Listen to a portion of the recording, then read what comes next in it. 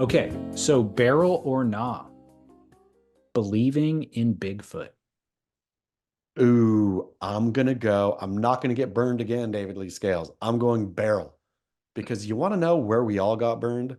Tell me. Hard. Aliens, for pity's sake, Mm, spaceships and whatnot, mm, UFOs. mm. They are legitimate. I don't know if aliens are real, but UFOs are real now. They are unidentified flying objects. They're unidentified, but Air Force, everybody, they're like seeing this stuff and they're put it out. Like, I don't know what it is, man. It's moving in a way that's inhuman, Totally. or not to our capabilities.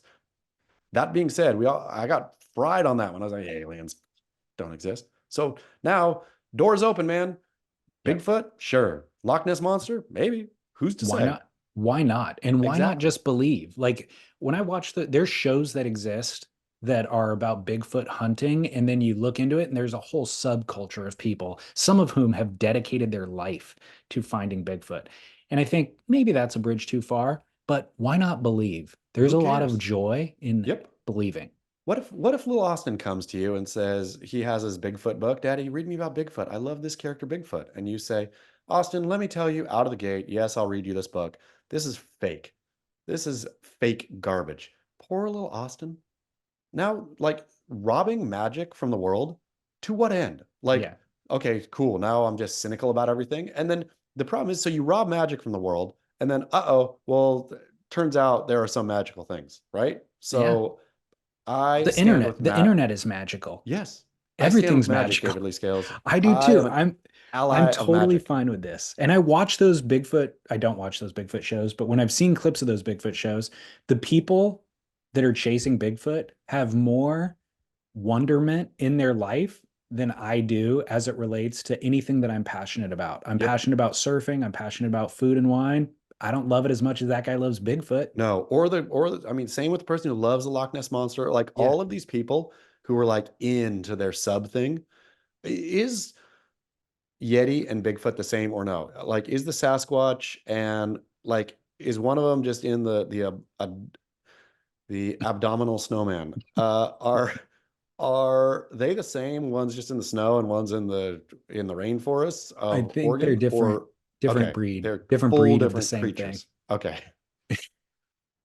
I think it's different breed of Sasquatch. So there is abominable snowman, and then within the realm of the phylum of Sasquatch, Yeah. and then there's Bigfoot, which is the warm weathered version. The poor Yeti is there just slaving away, making coolers for professional surfers who get tens in heats, and apparently cannot make them quick enough. And so the World Surf League can only throw out 110 per event.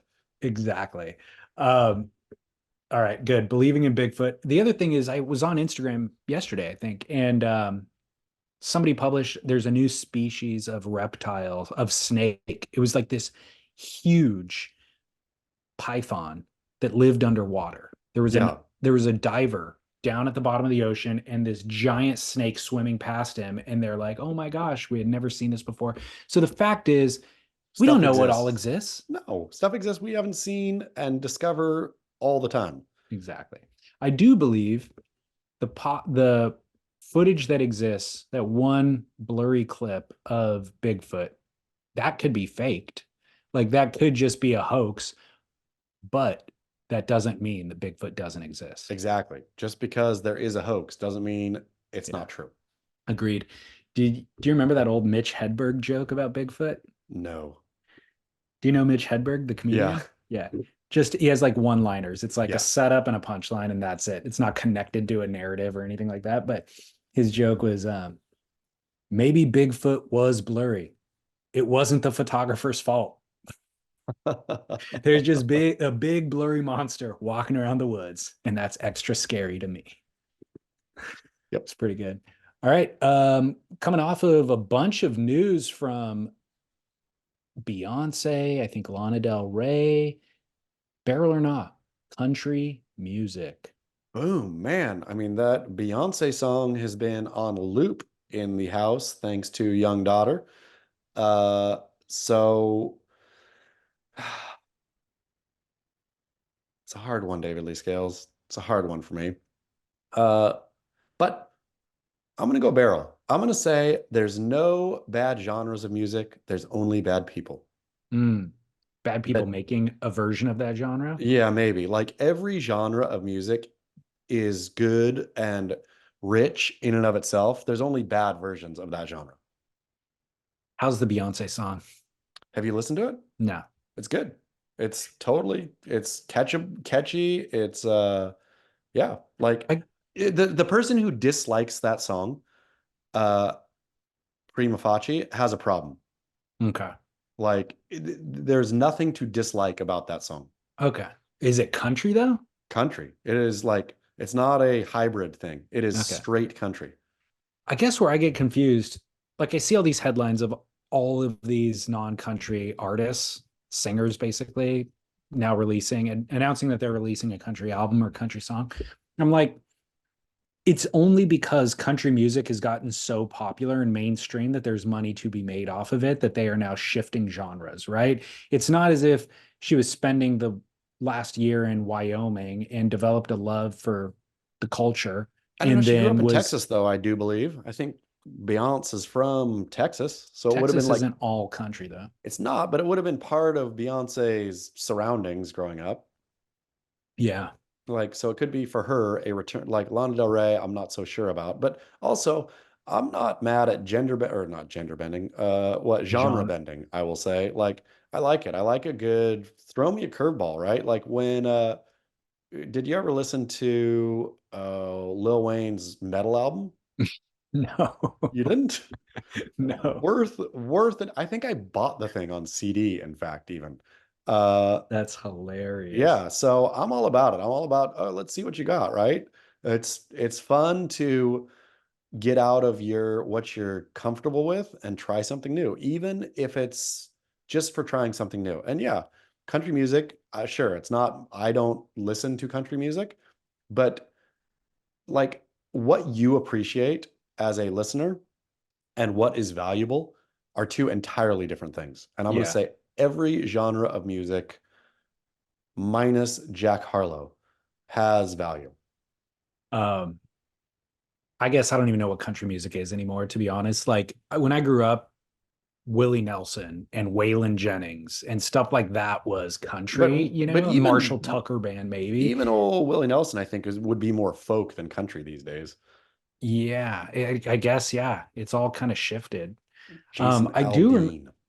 yeah, yeah. I mean, all of that, like everything after Garth Brooks, I feel like is entirely different. And I know I didn't listen to Garth Brooks either, but I do remember when I was real young being introduced to Elton John released a country album and it was called Tumbleweed Connection. And it Yep. was before I was born, but at least my parents at least like gave me the education on it, where he was fascinated by Western culture and American culture. And he was in, England and wrote and performed an album from the perspective of the Old West. Why not? Just David like Lee take on Steels? the character of the Old West, write it as a script, and then sing it. Why not? Crazy. Barrel. All right, Barrel Country. I got another joke about country music, by the way. I had a joke Yeah. about Bigfoot. I think it was Martin Short.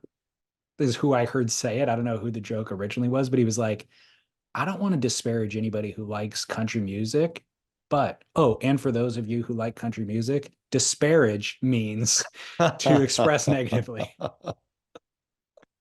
Good job, Martin Short. Yeah, appreciate that. Okay, final barrel or not come from a listener. Adding a gun to your quiver. Quote, DLS and Chaz. I'm a Southern California surfer, been surfing for 20 years. I'm a lifelong intermediate and never felt any draw to surf proper big wave spots. It felt totally foreign, like a different sport to imagine prepping for Mavericks or Waimea. However, this winter, we've had some big days at Swamis or Blacks where I am absolutely undergunned. These days, and a few are few and far between, but I also spend time in the Central Coast and I'm aware of plenty of less crowded, bigger wave spots. And where I'm now fantasizing, if I were to invest in a bigger board, maybe I would start leveling up. Or maybe the board would end up just sitting in the rafters of my garage and be a total waste of money and just a reflection of having listened to too much Joe Rogan, thinking that I'm more masculine than I really am. So, barrel or not, adding a semi gun to the quiver. I'm going to say full barrel, a complete barrel. And if so, here's the thing, this barrel comes with a lot of responsibility where I love the drive here. I love the motivation. I love being out at bigger swamis, say, which is a perfect example, right? And being undergunned. You just can't, like, for those big waves, and we watch our professional heroes and heroines scratching into sunset on what, like 6.2s, right? Yeah, crazy. The average man cannot do that. You need foam and lots of foam when it gets big. You need to, we're not them. So you need it. You need a gun. Uh, so if our dear listener is thinking, I've tasted this, I wonder, but I don't know, if I get it, will it just sit in the rafters or will I actually use it? So here's the thing, get it. If you don't use it within the first year, sell it. Like, don't do not have a gun sitting there, A, mocking you, B, in case somebody comes to your garage, sees your gun, looks up at it and says, oh, sick. Because then you got to play it off like, yeah, I mean, It's not even it gets waxed. it gets big a couple days. I don't know. I've been out on it a couple times. You don't want to be that. Like, if you're going to use it to push you, but you'll only know if you get the gun, right? Yeah. It's a win-win either way. The loss is going to be on, you're going to have to sell it and then take a hit if you don't use it or get rid of it. But go try. Like, you don't want to wait on this thing. I think if you have the impulse, you don't want to sit and wait because that impulse will die. A year goes by and you'll say, thought about it, but oh man, will I? I don't know. You can hem and haw until you are in the grave. Pull the trigger on this. I also think the idea of like, is this me just trying to be too macho is not accurate. Like, you get to a certain level of surfing experience where you're just comfortable in those style of waves. And, you're probably not going to paddle out at Mavericks and sit on the peak or paddle out at Waimea and sit on the peak, but there are balmy waves, and Swamis is kind of like that, where it's like there's soft sections that you can easily chip into if you have enough foam, paddle into where it's not a critical drop or anything like that. And just feeling that amount of ocean energy under you is what you're going for. And in that case, you actually don't need a gun. You don't need like a semi gun. Maybe if you're surfing blacks in that scenario, you would. But if you're just looking to take advantage of those big days in the wintertime and try to get a 10-foot face or 15-foot face, there's other boards, bigger boards that can play double duty on small days. Are you talking about a mid-length David Lee scales? Something, I mean, you could, yeah, mid-length would work. Or there was Devin posted a photo this past week of something that wasn't their mid-length model.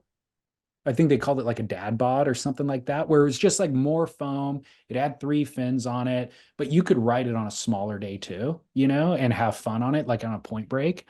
Or like I have this paddle surf vehicle from Dave Parmenter, that's like 12 feet long that I could ride on 1 foot waves, which you wouldn't be able to ride anything else on. But because it's so much foam, it's like a glider almost. Or you could ride it at big balmy waves. Um, and so that's what I'm kind of thinking of for the listener, like getting a pointy Gun. semi gun is a very specific type of wave that you're looking for, and that you do need a certain level of tenacity to try to get into. Unless But if, though he's going to use that as motivation, right? If he's like, hey, look, yeah, I know these waves exist. I want to start chasing these waves. This board is going to be the slingshot to allow me to pursue this. Without this board, I won't pursue it. And if I get a double duty thing, I probably won't pursue it either. If I have a specific, this is a gun, this is for a specific kind of big wave, that means I'm going to go do it or at least try. And if I don't, okay. then I know. All right. Well, we will remain divided on this one. I'm going go double duty. And then when the swell presents itself, you're ready to go. You've got something in the quiver, but you can use it elsewhere. Chaz will stick with level up. Get a gun. Listen to Joe Rogan and drink your buttered coffee and go Chase it for with it. ag1.com/surf. There you go. Drinkag1.com/surf, just to make sure you got your bases covered. You're like a true professional Chaz. And Joe Rogan drinks that stuff, drinks Sure does. drinkag1.com/surf as well. I've seen him talk about it.